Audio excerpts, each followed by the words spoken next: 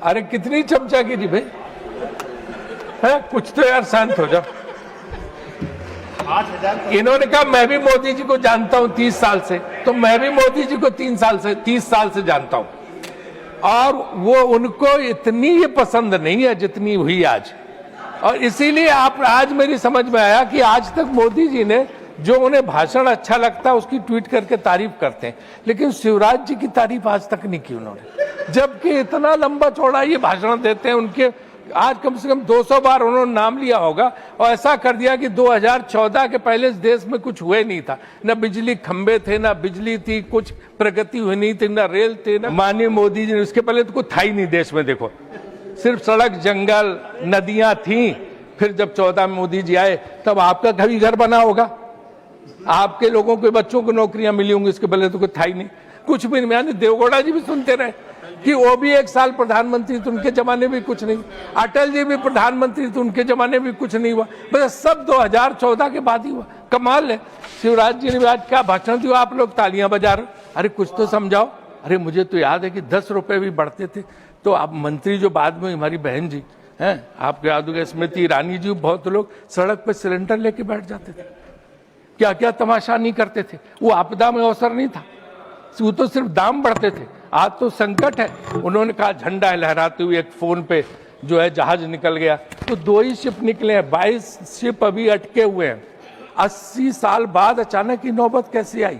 इतने इस देश में प्रधानमंत्री हुए, किसी के जमाने में नहीं अटके, चाहे नेहरू जी हो, चाहे उसके बाद लाल बहादुर शास्त्री हो, चाहे इंदिरा जी हो, और चाहे जो है आपके देवगौड़ा जी जा रहे हैं, इनके जमाने में चंद्रशेखर जी नीरज यहाँ बैठे हैं, इनके पिता बेस्ट रिलेशन ईरान से थे, सबसे हमारे अच्छे थे, इजराइल से भी अच्छे थे, ईरान से भी अच्छे थे, अमेरिका से भी अच्छे थे, रूस से भी अच्छे थे। That India is a motherland and Israel is a fatherland.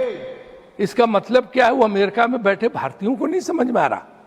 और वो विजेंद्र सिंह, आपके लोकसभा बीजेपी में लोकसभा सदस्य विजेंद्र सिंह जी, अब नहीं है बीजेपी में, उनका हरियाणा में भाषण हुआ अभी, वो भाषण आपने सुना, वो सब सोशल मीडिया पर बहुत वायरल है। उन्होंने गांव के लोगों की सभा थी बहुत बड़ी, उसमें कहा कि भाई इसका मतलब ये हुआ कि बापू तेरा इजराइल है, मदरलैंड मातृ शक्ति तो हम है, और बापू इजराइल। ये यहूदी हमारे कब से पूर्वज हो गए? हम वसुधैव कुटुंबकम के व्यक्ति थे, हम सबके पूर्वजों पुरखे थे।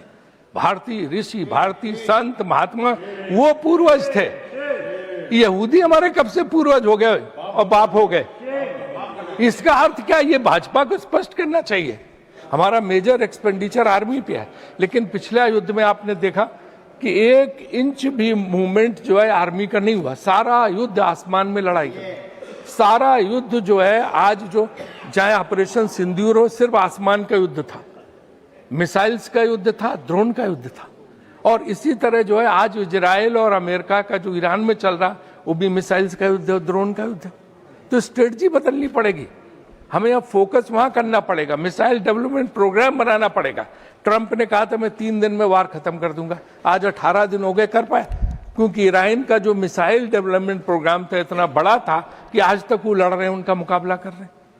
तो इसलिए जो है हमें भी अपनी रणनीति ढंग से सोचनी पड़ेगी कि हम जो पैसा दे रहे हैं अतिरिक्त जो है बजट के प्रावधानों में, तो हम उसको खर्च कहाँ पे करें? मिसाइल डेवलपमेंट प्रोग्राम और उसके साथ साथ जो है टेक्नोलॉजी डेवलपमेंट। इन्होंने कल कहा था कि रिसर्च डेवलपमेंट R&D पे खर्च होना चाहिए, तो मैं भी इस बात का समर्थन हूँ कि उसको करना चाहिए। दूसरी ये है कि जैसे चीन ने PL-15 और PL-18 अब डेवलप किए उनकी मिसाइल। अगर PL-18 मिसाइल तो इतनी खतरनाक है कि उसके बाद छोड़ने के बाद मैनुअल कंट्रोल ही नहीं उस पर रहता, कहाँ चली जाए। तो आपको इस मुकाबले के लिए तैयार रहने के लिए क्या स्ट्रेटजी है, कैसे डिफेंस मंत्रालय, रक्षा मंत्रालय उस पर कर रहा है, ये बहुत जरूरी है कि वित्त मंत्री जी उसको इंश्योर करें।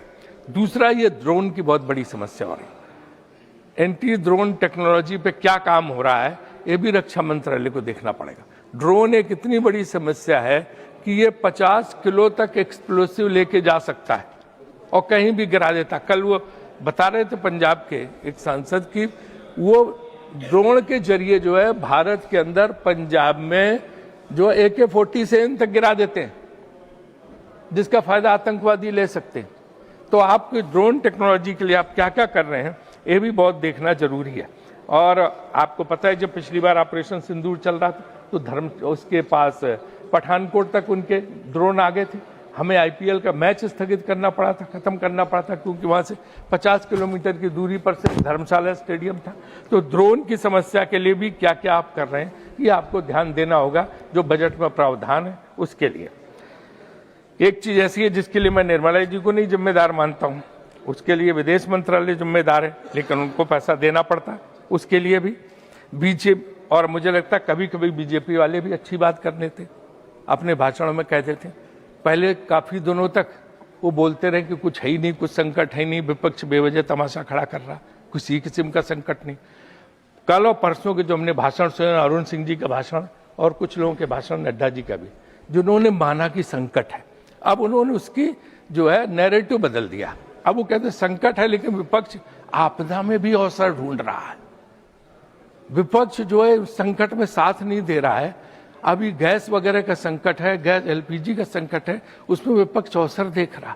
अरे मुझे तो याद है कि 10 रुपए भी बढ़ते थे तो आप मंत्री जो बाद में हमारी बहन जी हैं, आपको याद होगा स्मृति ईरानी जी, बहुत लोग सड़क पर सिलेंडर लेके बैठ जाते थे, क्या क्या तमाशा नहीं करते थे। वो आपदा में अवसर नहीं था, वो तो सिर्फ दाम बढ़ते थे। आज तो संकट है। अब ये एक नया शुरू हुआ कि हमने वो विदेश नीति पूरी तरह से उलट दी। अब हम ऐसे चले गए कि हम बिल्कुल जो है इजराइल के ब्लॉक में शामिल हो गए, उसके गुट में शामिल हो गए।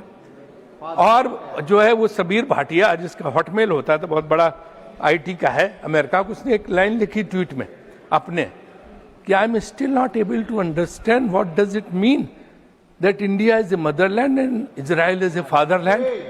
इसका मतलब क्या है, वो अमेरिका में बैठे भारतीयों को नहीं समझ में आ रहा। और वो विजेंद्र सिंह, आपके लोकसभा बीजेपी में लोकसभा सदस्य विजेंद्र सिंह जी, अब नहीं है बीजेपी में, उनका हरियाणा में भाषण हुआ। अभी वो भाषण आपने सुना, वो सब सोशल मीडिया पर बहुत वायरल है। उन्होंने गांव के लोगों की सभा थी बहुत बड़ी, उसमें कहा कि भाई इसका मतलब ये हुआ कि बापू तेरा इजराइल है, मदरलैंड मातृशक्ति तो हमें, और बापू इजराइल। ये यहूदी हमारे कब से पूर्वज हो गए। हम बस दो कुटुंबकम के व्यक्ति थे, हम सबके पूर्वज और पुरखे थे। भारतीय ऋषि, भारतीय संत महात्मा वो पूर्वज थे। यहूदी हमारे कब से पूर्वज हो गए और बाप हो गए। इसका अर्थ क्या, ये भाजपा को स्पष्ट करना चाहिए कि कब से यहूदियों को उन्होंने पूर्वज मान लिया। हम पूर्वज थे, भारत के लोग पूर्वज थे, हमारे राम कृष्ण, हमारे ऋषि मुनि वो हम थे।